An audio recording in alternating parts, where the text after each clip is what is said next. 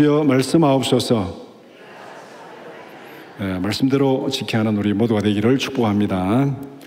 오늘 설교 제목은 우슬초로 나를 정결케 하소서. 우슬초로 나를 정결케 하소서. 우리가 묵은 때를 지우려면 세제가 좋아야 됩니다. 그래서 제가 오늘 말씀을 준비하면서 한국의 세제가 어떻게 발달됐는지 한번 그 역사를 쭉 살펴보았습니다. 합성 세제가 없던 시절에는 잿물과 양잿물로 빨래를 했습니다. 아마 나이 드신 분들은 양잿물을 기억하는 세대가 있을지 모르겠습니다. 저하고 나이 비슷한 사람들은 다 알죠. 옛날에 무명옷 삶을 때 양잿물 깡통에다 하나 집어가지고 넣고 쌈라서 세탁 빨래를 한 그런 때가 있었습니다. 그 다음에 비누가 등장하고 이게 이제 확산이 되었습니다. 비누가 최초에 나온 지가 1947년에 한국의 비누가 만들어졌다 그러더라고요. 그 비누가 무궁화 비누. 무궁화 비누가 1947년도에 만들어져 가지고 이제 1950년대 쭉 이렇게 되고, 그 다음에 이제 60년대, 70년대가 되면서 합성 세제가 등장하기 시작합니다. 추억의 하이타이. 다 아시죠? 추억의 하이타이. 그 다음에 이제 주방 세제로는 트리오. 애경에서 나온 트리오. 그 다음에 나온 게 퐁퐁. 다 기억하시죠? 그리고 80년대 되면은 다양한 기능성 세제가 많이 등장을 합니다. 그리고 2000년대가 되면은 이제 액체, 고농축 액체 세제가 등장합니다. 최초로 만든 액체 세제가 애경에서 나온 액체랍니다. 액체. 그리고 지금은 뭐 하여튼 세제가 너무 많죠. 옷의 종류에 따라서, 그 다음에 뭐 세탁기의 종류에 따라서, 뭐 하여튼 뭐 또 설거지하는 피부에 따라서, 손에 따라서 뭐 주방 세제보다 너무나도 엄청난 이 세제들이 많이 있습니다. 그래서 자기에게 맞는 편리하고 강력한 또 이렇게 표백제부터 해가지고 많은 세제들이 있는데, 중요한 것은 이 세제가 중요한 것이 아니고 인간의 죄를 씻어내는 세제는 무엇입니까? 이게 중요한 거예요. 인간의 죄를 씻어내는 세제는 무엇인가? 인간의 죄는 강력한 합성 세제로도 씻을 수 없다. 아무리 좋은 비누, 아무리 좋은 어떤 표백제를 가지고 우리가 몸을 씻어도 인간의 죄는 씻을 수가 없습니다. 예레미야서 2장 2절, 22절 같이 2장 22절 같이 보겠습니다. 주 여호와의 말씀이니라. 내가 잿물로 스스로 씻으며 내가 많은 비누를 쓸지라도 내 죄악이 내 앞에 그대로 있으리니. 잿물, 제가 이제 잿물부터 얘기한 게 성경에 잿물이라는 용어가 몇 군데 나옵니다. 그래서 잿물로, 그 다음에 어떤 세제로도, 아무리 강력한 세제로도 우리 죄는 씻을 수 없다. 그렇게 말씀합니다. 오늘 함께 읽은 시편 51편 1절에서 10절은 다윗의 참회의 시입니다. 그러니까 어떤 상황에서의 시편을 기록했는지 51편 앞에 가로 안에 있는 서문을 보면은 다윗이 어떤 상황에서 이 회개의 시를 지금 말하고 있는지를 보여줍니다. 죄를 씻어내는 회개의 과정을 말씀하고 있습니다. 영혼의 묵은 때를 씻어내는 고통스러운 과정을 여기에서 말씀하고 있습니다. 그래서 시편 51편 1절에서 10절을 두 단락으로 나누어서 함께 살펴보고자 합니다. 첫 번째는 자신의 죄를 자백함 1절에서 6절, 두 번째는 정결과 회복을 간구함 7절에서 10절 말씀입니다. 첫 번째 단락, 자신의 죄를 자백합니다. 1절에서 6절은 죄의 자백과 하나님의 긍휼을 호소하는 내용입니다. 첫 번째, 하나님의 자비와 긍휼을 구하는 기도입니다. 1절, 2절, 자신의 죄를 자각하고 용서를 간구합니다. 다윗은 자신의 죄를 깊이 자각합니다. 자신의 죄를 숨기지 않고 하나님 앞에 있는 그대로 드러냅니다. 죄악, 죄, 허물 같은 다양한 표현으로 자기 죄를 표현합니다. 인간의 노력으로 해결할 수 없는 죄 문제를 뼈저리게 깨닫고 하나님 앞에 고백합니다. 그래서 여기서 우리가 다윗의 그 심리적 과정을 한번 이렇게 보면은, 다윗이 범죄하고 처음부터 죄를 딱 짓는 순간에 하나님 내가 잘못했습니다, 죄를 고백했겠습니까? 아니면은 죄를 숨기고 감추고 억누르고 막 하다 안 되니까 막 안에서 막 죄 때문에 해서 고통이 더 이상 참을 수 없어가지고 이제 하나님 내가 잘못했습니다 하고 죄를 고백했겠습니까? 어떤 과정을 거치겠습니까? 처음부터 내가 잘못했습니다 이렇게 말한 것이 아니고, 오늘 본문 전체 내용을 보면은 죄를 감추고 억누르고 숨기고 그렇게 하니까 죄가 내 안에서 더 나를 괴롭게 만드니까 도저히 참을 수 없어가지고 하나님 앞에 그대로 고백하는 모습이 오늘 지금 다윗이 자기 죄를 자각하고 용서를 구하는 기도입니다. 여러분들이 어떤 잘못을 했을 때, 또 애들이 어떤 잘못을 했을 때 그 잘못을 자기가 혼자 어떻게 해결하려고 그냥 다 이렇게 해결하려고 감추고 있고 혼자 해결하려고 막 하다 나중에 도저히 안 되면 어떻게 되겠습니까? 안 되면은 공개를 하는 것이요. 나 이런 고민이 있는데, 이런 어려움이 있는데 도저히 감당하지 못하겠다. 엄마 도와주세요. 아빠 도와주세요. 자기 혼자 할라달라 안 되다 도저히 안 되면은 공개해가지고 도와달라고 그렇게 하는, 그것과 지금 똑같은 거예요. 다윗이 하나님 앞에서 자기 죄를 숨기고 감추고 억누르고 하다가 안 되니까 도저히 이제 하나님 앞에 어찌할 수 없어서 하나님 앞에 다 깨어놓고 공개하는 그런 모습입니다. 다윗은 하나님의 성품에 근거해서 죄 용서를 간구합니다. 자기가 도저히 감당할 수 없는 죄를 지었습니다. 그런데 이 죄를 지금 용서해달라고 구해야 되는데 어떻게 용서해달라고 구하느냐? 자기 죄로 자기 볼 때는 도무지 용서받을 수 없는 죄입니다. 그렇지만은 하나님의 성품에 근거해서 하나님 앞에 죄를 용서해달라고 구합니다. 그 하나님의 성품이 어떤 것인가? 주의 인자, 주의 많은 긍휼에 근거해서 간구하고 있습니다. 여기서 말하는 주의 인자는 우리가 성경에 많이 알고 있는 이 그 하나님의 언약적 사랑, 언약적 사랑. 하나님께서 약속했으니까 그 언약에 근거해서 하나님께서 우리를 사랑하시고 죄를 용서해 주는 언약적 사랑. 그다음에 주의 많은 긍휼, 자비에 근거해서 하나님 앞에 죄를 용서해 달라고 간구하고 있습니다. 하나님의 변함없는 사랑과 풍성한 긍휼이 죄를 용서하는 근거입니다. 우리가 무슨 뭐 보상을 하고 우리가 어떤 뭐 속죄를 하고 무슨 뭐 행동을 하고 그렇게 해서 하나님 앞에 죄 용서받는 것 아닙니다. 전적으로 하나님의 사랑으로, 하나님의 자비하심으로 우리가 죄 용서받는 겁니다. 그래서 죄 사함의 기초를 분명히 알고 우리가 하나님 앞에 용서를 구해야 됩니다. 죄는 하나님만이 깨끗하게 하실 수 있습니다. 요한일서 1장 8절 9절 이 말씀이 오늘 이 시편 51편 1절에서 10절까지 전체 말씀의 처음부터 중간 결론입니다. 전체 이 말씀을 잘 요약한 말씀이 요한일서 1장 8절 9절. 이 말씀은 오늘 설교에 어디에 갖다 넣어도 다 적용되는 말씀. 처음부터 마지막까지 결론이 요한일서 1장 8절 9절 우리 같이 보겠습니다.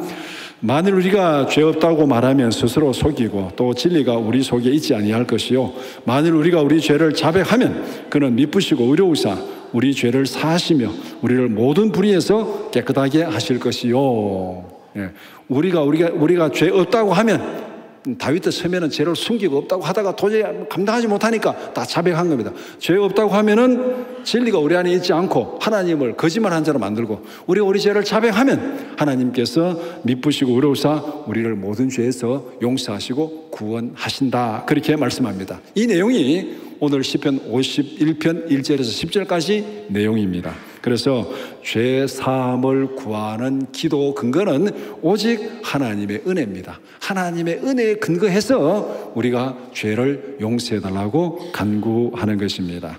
두 번째는 자신의 죄악된 본성을 자각합니다. 3절에서 6절 자신의 죄악이 어디서부터 시작되었는지를 고백합니다. 자기에는 죄가 너무 고통스럽고 이거 다 하나님 앞에 지금 다 드러내야 되는데 도대체 이 죄가 어디서부터 시작됐는가? 죄를 가지고 고민하고 뿌리를 찾아가다 보니까 여기서부터 죄가 시작되었구나. 이 자기의 죄의 본성, 뿌리를 지금 드러내고 있습니다.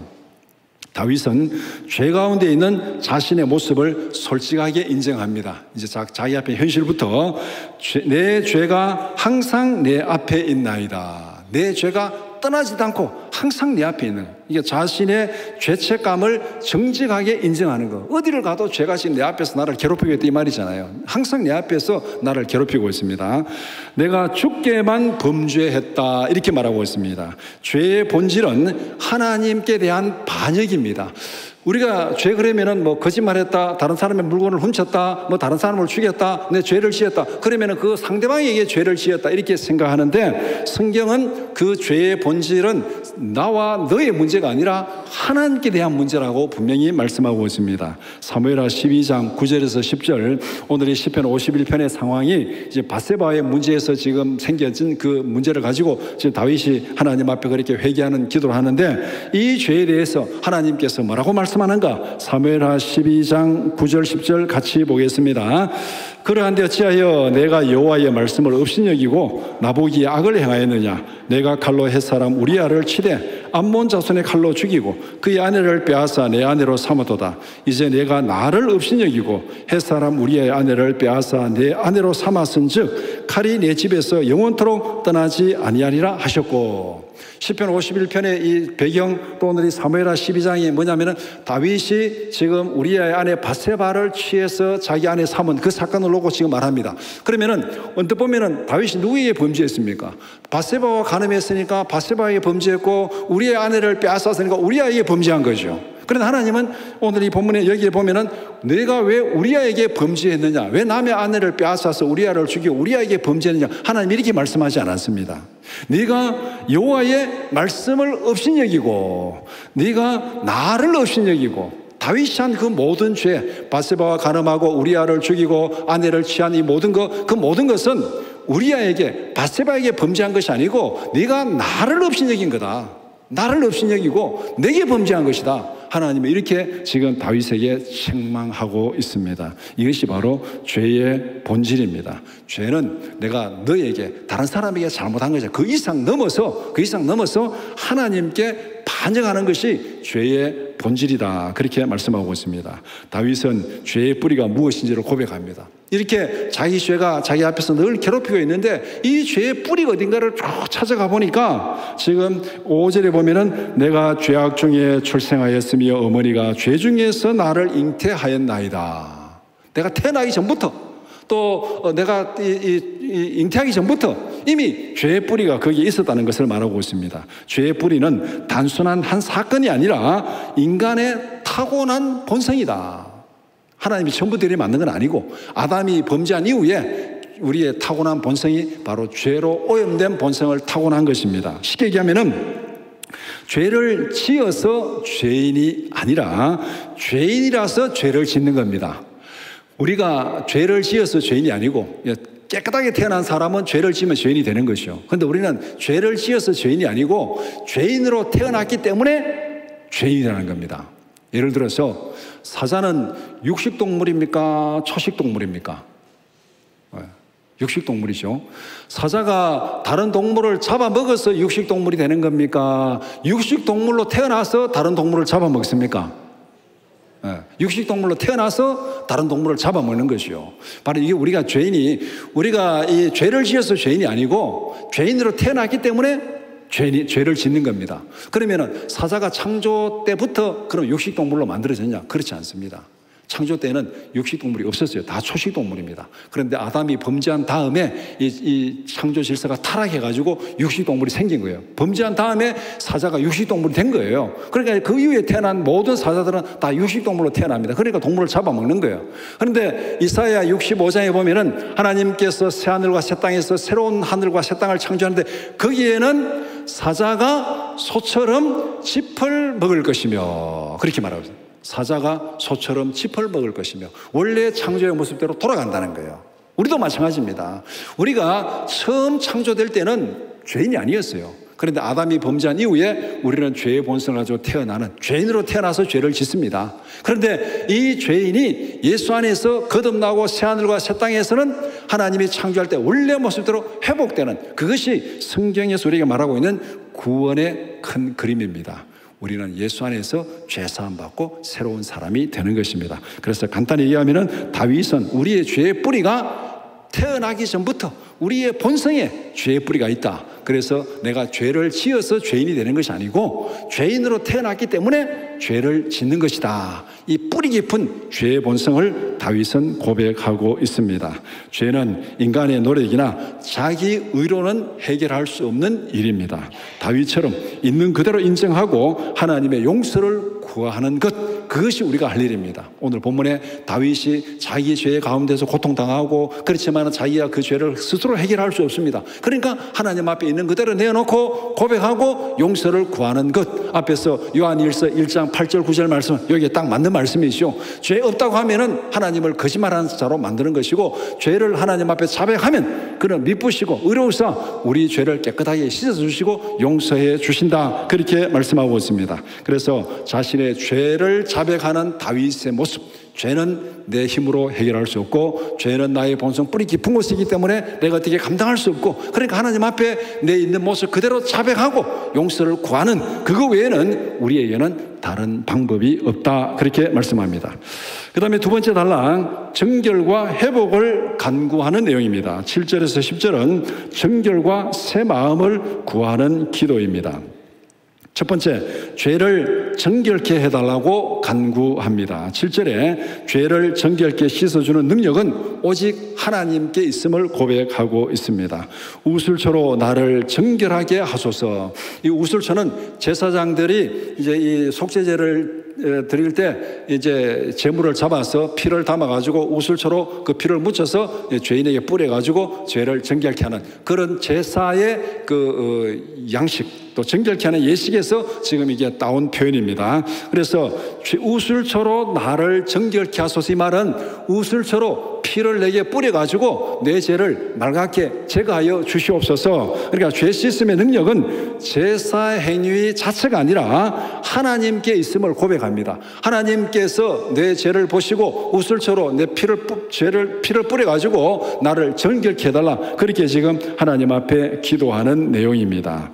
피 흘림과 하나님의 은혜가 없이는 결코 정결하게 될 수 없다. 여기서 우슬초로 나를 정결케 해달라는 것은 피를 뿌려서 나를 정결하게 해달라 이 말입니다. 그러니까 이 피 흘림이 없이는 어느 누구의 죄도 용서받을 수 없다. 그래서 성경에 보면은 구약과 신약, 옛 언약과 새 언약, 히브리서는 이 옛 언약도 죄 사함 받기 위해서는 피를 흘려야 되고 새 언약도 피를 흘려야 된다. 그렇게 말하고 있습니다. 구약에서는 죄의 용서를 위해서 동물들이 죽었습니다. 내가 죄를 지었습니다. 속죄제를 지내기 위해서는 양을 제물로 가져가가지고 그 양이 나를 대신해서 죽고 그 피를 내게 뿌려서 내가 죄 사함 받는, 그러니까 피를 흘림으로 죄의 삭은 사망이니까 누군가 대신해서 죽어야 그 죄를 용서받을 수 있습니다. 히브리서 9장 18절에서 22절 같이 보겠습니다. 이러므로 첫 언약도 피 없이 세운 것이 아니니 모세가 율법대로 모든 계명을 온 백성에게 말한 후에 송아지와 염소의 피 및 물과 붉은 양털과 우슬초로 취하여 그 두루마리와 온 백성에게 뿌리며 이르되 이는 하나님이 너희에게 명하신 언약의 피라 하고 또한 이와 같이 피를 장막과 섬기는 일에 쓰는 모든 그릇에 뿌렸느니라. 율법을 따라 그의 모든 물건이 피로서 정결하게 되나니 피 흘림이 없은즉 사함이 없느니라. 피 흘림이 없은즉 사함이 없느니라. 그래서 구약의 모든 죄를 다 용서받기 위해서는 모든 간에 하여튼 누군가 죽었습니다. 제물이 죽었어요. 황소가 죽든지 양이 죽든지 염소가 죽든지 비둘기가 죽든지 뭐가 죽든지 죽어서 피를 흘려서 그렇게 죄를 용서받게 하는, 이것이 하나님이 세우신 구약의 제사 제도입니다. 이 제사 제도는 그는 히브리서도 계속 말하고 있으니까 일시적인 제사 제도고 그 완전한 제사는 예수님의 십자가의 보혈이다. 이스라엘 백성들이 6월절에 양을 잡아서 그 피를 문설주에 바름으로 그들은 구원받고 나왔습니다. 6월절 어린 양으로 오신 예수 그리스도가 우리를 위해서 십자가에 피 흘려 죽으심으로 우리는 죄사함을 받았다. 구약의 모든 죄사 짐승의 피는 그림자로서 예수님께서 오셔서 우리를 대신해서 죽으시는 그 피로 우리가 구원받는 그것을 보여주고 있습니다. 그래서 신약, 새 언약에서는 예수님의 보혈로 죄 씻음 받습니다. 죄사함의 근거는 철저하게 하나님께 있습니다. 오직 예수 그리스도의 십자가의 보혈만이 죄를 씻을 수 있습니다. 이 말은 다른 말로 말하면은 예수님을 통해서만 구원받을 수 있다는 거예요. 예수 이외에 다른 종교를 믿어도 구원받는다, 종교다운지를 말하는 것은 이 보혈의 은혜를 부정하는 거예요. 성경은 예수님의 십자가의 보혈로만 구원받는다, 죄 씻음 받는다, 그러니까 예수님을 통해서만 구원받는다, 이것을 말씀하고 있습니다. 그러나 예수님 이외에 다른 데도 구원이 있다는 것은 십자가를 부정하는 적그리스도라는 걸 성경이 분명히 말씀하고 있습니다. 보혈의 은혜를 부정하는 겁니다. 그러니까 오직 구원의 근거는 피 흘림이 없은즉 죄사함이 없다. 예수님의 십자가의 보혈로만 죄 씻음 받고 구원받을 수 있다. 그렇게 말하면서 죄를 우슬초로 예수님의 보혈로 나를 정결케 해달라고 그렇게 간구하고 있습니다. 그 다음에 두 번째는 죄로 인한 고통에서 벗어나기를 간구합니다. 8절, 9절, 죄로 인하여 빼앗긴 기쁨과 자유가 회복되기를 간구하고 있습니다. 다윗은 죄로 인해서 자신이 경험하는 고통을 그대로 고백하고 있습니다. 8절에 주께서 뼈들을 꺾으셨다. 주께서 뼈들을 꺾으셨다. 이 말이 뭐냐면은 뼈들이 부러진 고통을 지금 경험하고 있다는 겁니다. 자기가 죄가 자기 안에서 죄를 이제 숨기고 감추고 엉들이고 죄를 지금 하나님 앞에 자백하지 않고 자기 마음에 품고 있으니까 그 죄가 자기 안에 어떤 고통을 주느냐면은 지금 자기의 뼈들이 꺾어지는 그런 고통을 당하고 있다고 말씀하고 있습니다. 죄는 몸과 마음의 모든 즐거움을 빼앗아 갑니다. 뼈들이 꺾여진 고통. 여러분 다 대부분 많이 경험해 보셨죠? 예, 간혹 가다 보면은 이 성도들이 뭐 집에서 이렇게 잘못해가지고 뭐 냉장고 문을 열었는데 뭐 얼려놓은 게 떨어져서 발등에 탁 떨어져서 발가락에 이렇게 금이 가고 발등에 금이 가고 그래서 발등에 금이 갔는데 이 정도야 하고 그냥 대충 지나가다 보면은 며칠 지나니까 점점 더 아프고 부어가지고 병원에 가가지고 방기부사하고 그렇게 다니는 분들 간혹 있잖아요. 발가락에 금이 가도 그렇게 아픈데 그거 그냥 놔두면은 점점 이 뼈에 건강한 게 벌어지고 아프고 점점 아프잖아요. 발가락에 건강한 것도 그래 아픈데 몸에 온 뼈들이 그냥 갈비뼈도 부러지고 막 그냥 척추도 부러지고 다리도 부러지고 온 뼈들이 다 부러져 가지고 있으면은 그 삶에 기쁨이 있겠습니까? 고통이 있겠습니까? 요새는 뼈가 부러져도 뭐 이렇게 수술하고 이 진통제가 좋아가지고 진통제를 놓으면 고통을 못 느껴서 그런데 만약 진통제가 없다고 가정합시다. 그럼 안에 뼈가 부러지면 얼마나 고통이 심하겠습니까? 다윗은 바로 죄로 인해서 자기가 당하는 그 고통, 죄가 자기 안에서 주는 그 마음의 고통, 육체의 고통이 뼈가 부러진 것 같은 그런 고통이라고 그렇게 말하고 있습니다. 시편 38편 1절 4절 같이 보겠습니다.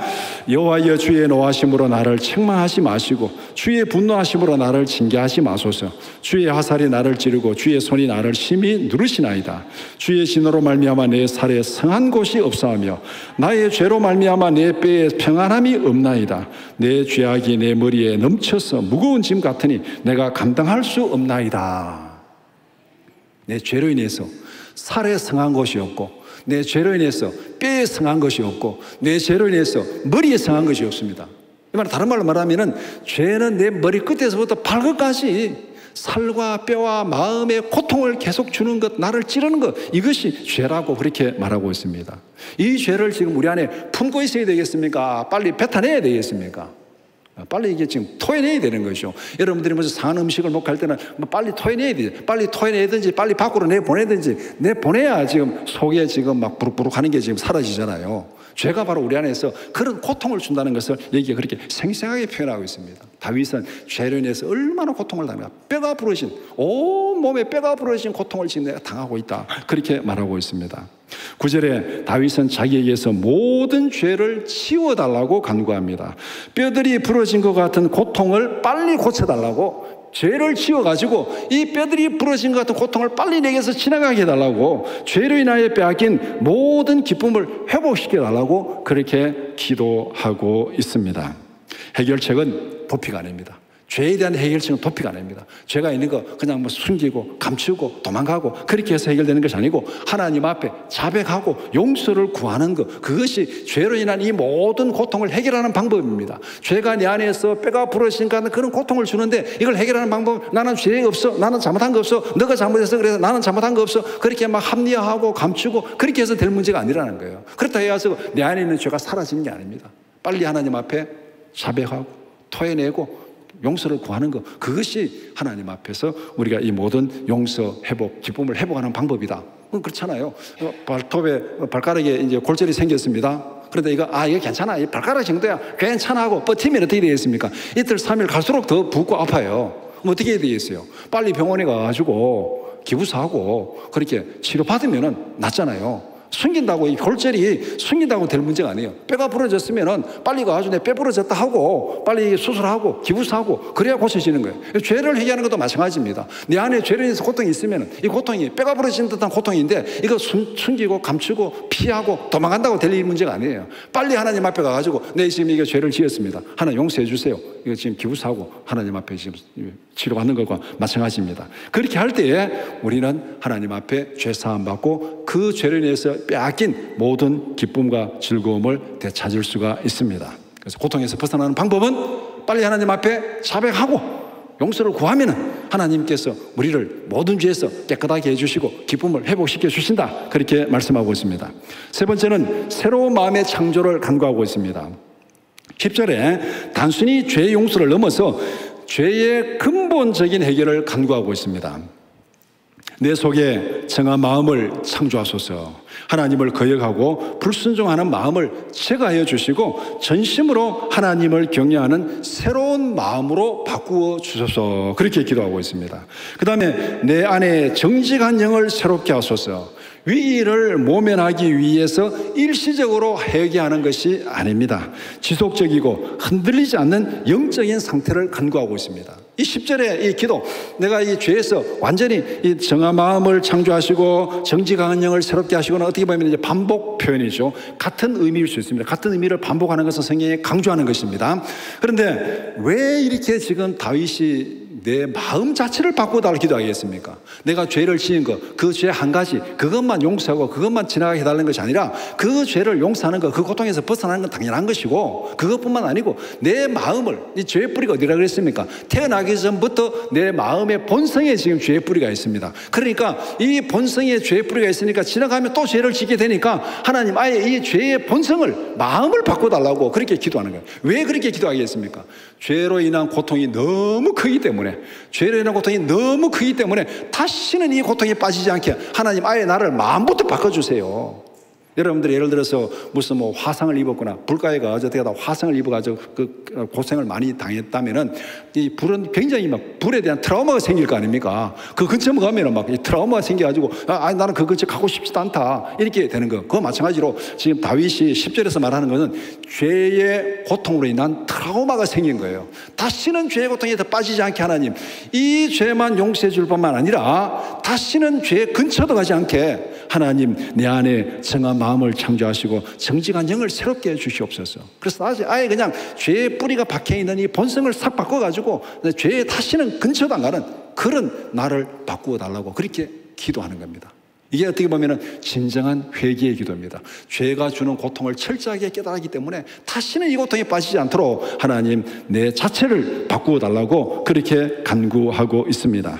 하나님이 마음을 바꿔주셔야 우리는 죄를 극복할 수 있습니다. 죄를 제거하는 것은 하나님만 하실 수 있는 영적인 수술입니다. 우리가 죄의 본성을 가지고 태어났다 그랬잖아요. 우리의 마음에는 죄로 오염되어 있어요. 그러니까 우리의 이 타락한 본성을 가지는 죄를 지을 수밖에 없습니다. 그럼 죄로부터 완전히 자유롭게 해서는 우리 마음을 바꿔야 돼요. 죄에 오염된 마음을 깨끗한 마음으로 바꿔야 되는데 이것은 성령만이 할 수 있는 영적인 수술입니다. 에스겔 36장 26절 27절 같이 보겠습니다. 또 새 영을 너희 속에 두고 새 마음을 너희에게 주되 너희 육신에서 굳은 마음을 제거하고 부드러운 마음을 줄 것이며 또 내 영을 너희 속에 두어 너희로 내 율례를 행하게 하리니 너희가 내 규례를 지켜 행할지라. 너희 육신에서 굳은 마음을 제거하고 죄의 본성, 죄가 뿌리내린 이 굳은 마음을 제거하고 그 다음에 부드러운 마음, 깨끗한 마음, 성령으로 거듭난 마음을 내가 심어주리라. 이게 결국 뭡니까? 마음을 바꾸는 거잖아요. 쉽게 말하면 육신적으로 말하면 심장 이식 수술입니다. 심장 이식 수술. 이 마음 이식 수술, 이거는 내가 할 수 없는 거예요. 심장 이식 수술 한다고 여러분이 가가지고 집에 가가지고 그냥 막 잘 드는 쌍둥이 칼 가지고 가슴 딱 자르고 내 심장 떼내고 다른 사람 심장 딱 갖다 붙이는 사람이 있습니까? 그런 사람 아무도 없어요. 자기가 심장 이식을 자기가 할 수는 없어요. 우리가 우리 마음을 딱 걷어내고 새로운 마음 하는 우리가 할 수 없어요. 이거는 영적인 수술이기 때문에 하나님만 하실 수 있습니다. 하나님만 하실 수 있어요. 그래서 이 죄를 제거하는 문제는 근본적으로 마음을 바꾸는 영적인 마음 이식 수술, 그러니까 하나님만 할 수 있다. 그렇게 성경은 말씀하고 있습니다. 그러니까 오늘 본문 쭉 흐름을 보면은 죄를 보고 죄의 고통을 느끼고 용서를 구하면서 하나님 아주 본질적으로 내 자체를 죄에서 벗어나게 나를 새롭게 하옵소서 그렇게 회개하는 정말 철저한 회개의 기도를 드리고 있습니다. 말씀을 정리해 봅시다. 자신의 죄를 있는 그대로 하나님께 고백하라. 죄를 피하거나 합리화하지 말라. 피한다고 될 문제가 아니고 합리화한다고 될 문제가 아닙니다. 여전히 내 안에서 지금 고통스럽게 하고 있습니다. 우리가 고백하지 않아도 하나님은 어차피 알고 있습니다. 우리의 중심을 보시는 하나님이 다 알고 있는데 숨길 일이 뭐가 있습니까? 그러니까 우리 하나님 앞에 일어나 저러나 고백하지 않으면 내게 고통을 주니까 고백해야 되고, 고백 안 해도 하나님 다 알고 있으니까 고백해야 되고, 이미 알고 있는데 고백하지 못할 이유가 뭐가 있습니까? 그러니까 우리가 하나님 앞에 죄를 용서받는 첫 번째 출발은 뭐냐면은 자신의 죄를 있는 그대로 하나님 앞에 고백하라. 두 번째는 죄 용서는 하나님만이 하실 수 있는 영적 수술입니다. 이게 내가 할 수 있는 게 아니에요. 내가 무슨 속죄 행동을 한다고 해가지고, 내가 무슨 보상을 한다고 해가지고 내가 죄 문제 해결할 수 있는 거 아닙니다. 죄는 단순한 실수가 아니라 인간의 본성에 뿌리 박고 있습니다. 본성에 박힌 죄를 제거하는 것은 하나님만이 할 수 있습니다. 그렇기 때문에 우리는 하나님 앞에 자백하고 용서를 구해야 됩니다. 참된 회개를 통해서 진정한 기쁨을 회복하기를 축복합니다. 다윗이 시편 51편에서 참된 회개는 내 죄를 다 용서해 주시고 죄의 고통을 회복시켜 주시고 거기에서 끝나지 않고 내 마음을 바꿔 주십시오. 이게 참된, 그래서 내 마음 안에서 진짜 구원의 기쁨이 충만한 마음을 바꿔달라고, 성령으로 충만한 기쁨을 회복시켜달라고 그렇게 기도하고 있습니다. 십자가의 보혈이 우리를 모든 죄에서 깨끗하게 씻어 주십니다. 예수님의 십자가의 보혈로 죄사함 받고 성령 안에서 참된 기쁨을 누리는 우리 모두가 되기를 주님의 이름으로 축원합니다.